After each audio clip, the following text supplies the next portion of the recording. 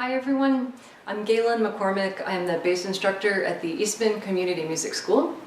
This tutorial is about sight reading preparation for the Solofest audition here in New York State, and this is aimed at level 3 candidates.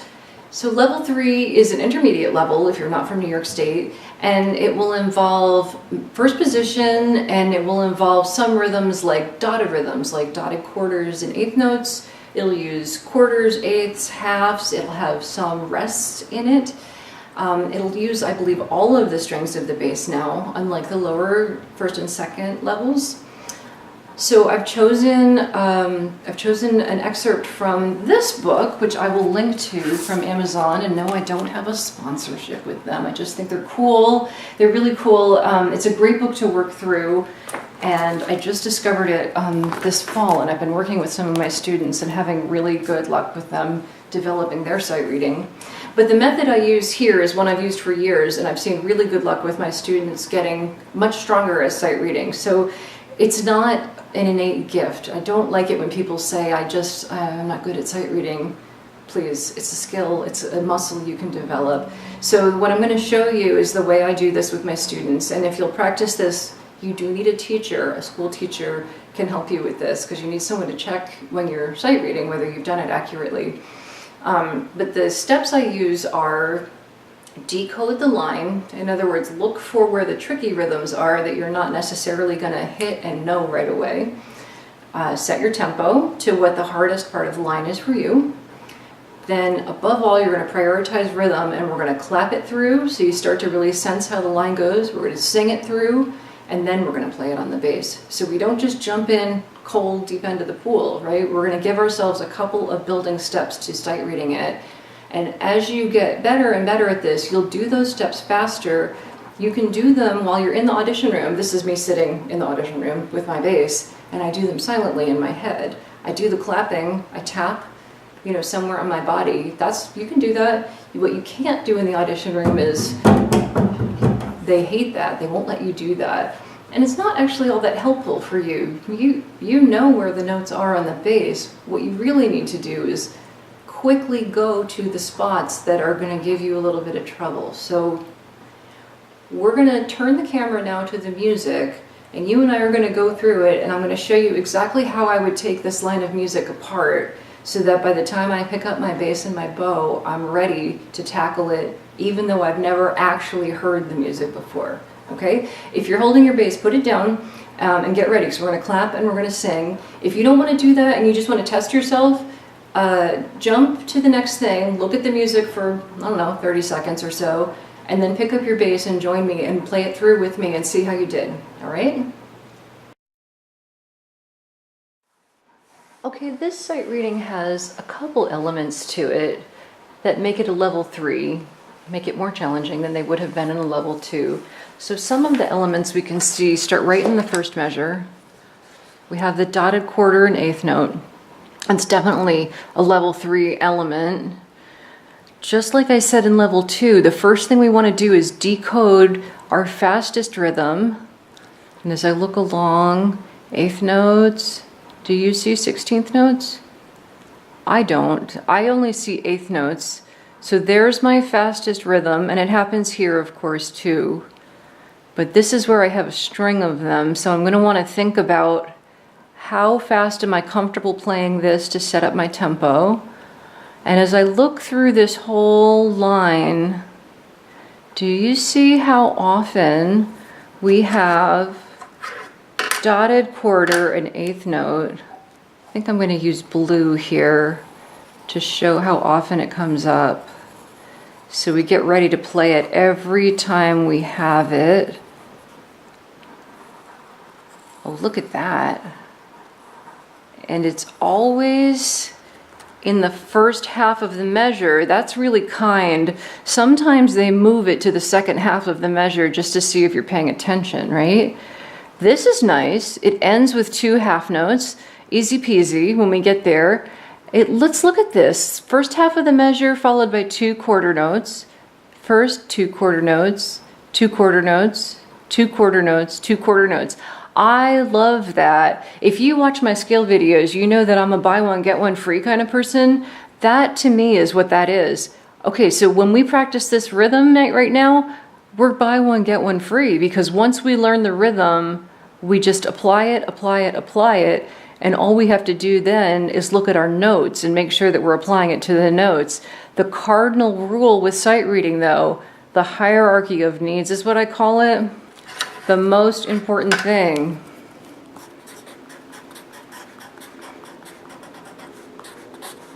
rhythm, always the most important thing, then notes.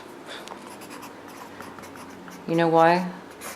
If you are playing in the Rochester Philharmonic with me, you can afford to miss a note, but if you ditch a rhythm and then you go back and fix it, you're now a beat out of sync with me and the rest of the orchestra, and we don't know what to do. And as bass players in particular, if you do that to the rest of the orchestra, you are going to confuse the stuffing out of them. Ooh, don't do that to them. They're not going to like that.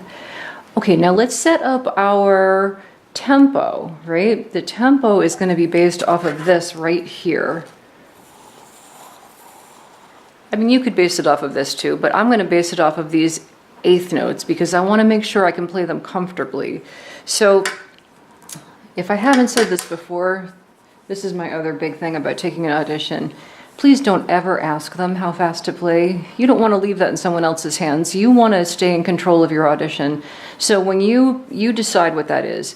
So for today, I'm going to take a super easy eighth note tempo, like ba, ba, ba, ba, ba, ba, ba, ba. And from there, I'm going to go, okay, if that's the eighth note, this is the quarter note.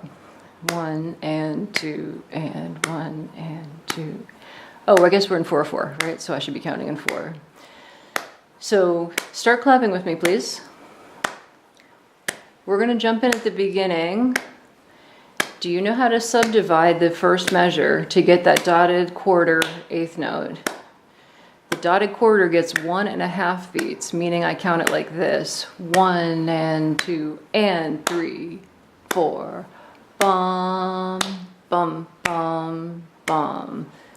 Okay, you know what? I'm going to put my metronome on because that's going to be way easier to do this together so that it can keep the time instead of me. Here we go. 1, 2, ready, go.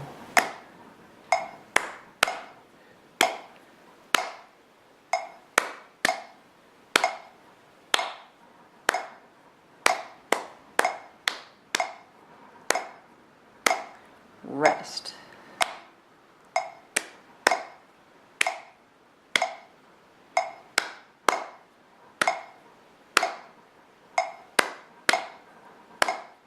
One.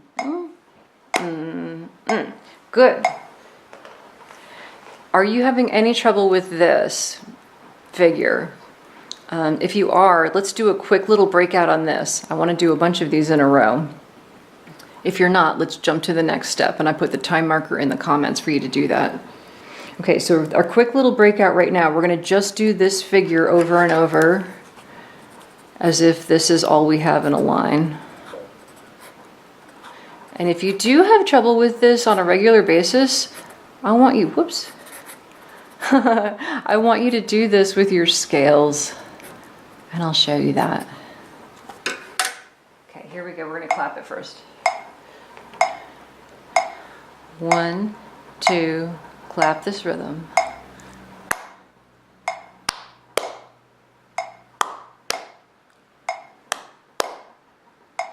So you have to wait for that second click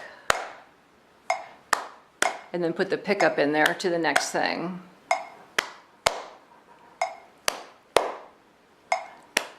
Good. Okay, for what it's worth, I just had my metronome on 63. If you have a regular tick-tock metronome or a dial metronome, you could use 60, something around there. Will work really well. Okay, this is the explanation of how to do the dotted quarter eighth note with your scale as a way of practicing it, if that's something that you struggle with. I know a lot of my students, the first time we enter this, this rhythm, it's a little confusing how long to hold the dotted quarter note. So I like to use it with a scale, and I like to use it with the easiest scale you know, which for a lot of people is D major. I'm actually going to start it one step lower than that. Let's just do open D string for a moment, and then we'll switch to D major, because when you're starting a new skill, don't go for the hardest thing you know, right? Go at a level that you can totally do it comfortably, then add a layer to it, then add a layer to that, right? So you can build on what you already do well. There's no honor in doing something really, really difficult the first time. You want to build your successes one layer upon the other. Okay, so we were at 63. We're going to do open D string a few times, and I'm just going to change bow on the 8th note. So here we go. 1, 2, ready, go.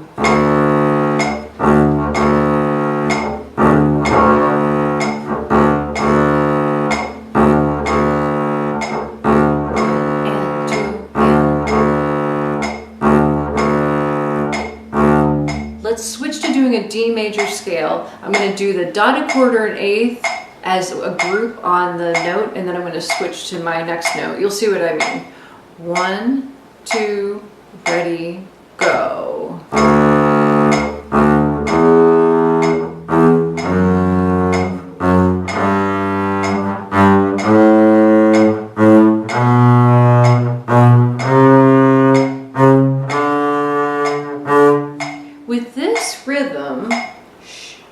With this rhythm, I find it's really helpful to think about that 8th note leading to the next thing. I know when we're working on it and we look at it, it looks like dotted quarter, 8th note, like they go together this way, but it actually was more like 8th note going to the next dotted quarter. When you look at them in a whole chain in a row, that's really how that rhythm plays out in reality land. Now, I know in the sight reading we're doing today, that's not actually what you got. You got a dotted quarter, then the little 8th note, and then 2 quarter notes. But when you start working on this and you do a chain of them, you'll do lots of scales this way as a way of building up your strength of, I know how to do this. I know to wait for that click before I play the 8th note that came after it. I think you'll start to hear it more as 8th pickup into dotted quarter, and I think that'll feel more natural. All right, back to the next step of our adventure. The next thing I want to do is sing this, and I need to go grab an F. Remember, I am deaf, so my pitch is very suspicious. But what we're looking to do is give ourselves a sense of what goes down, what goes up, and just have one more shot at what this might sound like when we go to the bass. When you go to your audition, no, you're not going to have this much time to expand, but this is what we do in practice. This is what we do with our teacher and what we do at home when we have a chance to look at things, is give yourself multiple ways of attacking the music so that when you do have to sight read, you have a very quick way of looking at it. Your brain can kind of walk through this. Like, as I first printed this out, I went like this with my brain. Oh, I kind of like followed the hills and valleys of the music, and I said, oh, okay, I think I know what this might sound like. And this is how I did it when I was younger. I did it slower and I sang it. So let's grab that F and sing this together. 1, 2, ready, go.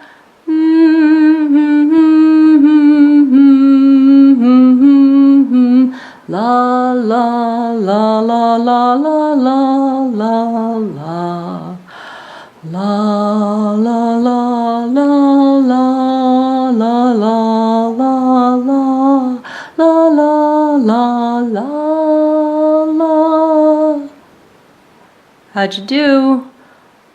Don't worry if our notes didn't match. That's not the important thing. Whether we held the rhythms the same amount of time, whether we generally went up and down at the same amount of time, matching our notes is not important right now. Okay, let's pick up our basses and let's play it. Let's do our sight reading test together. 1, 2, ready, go.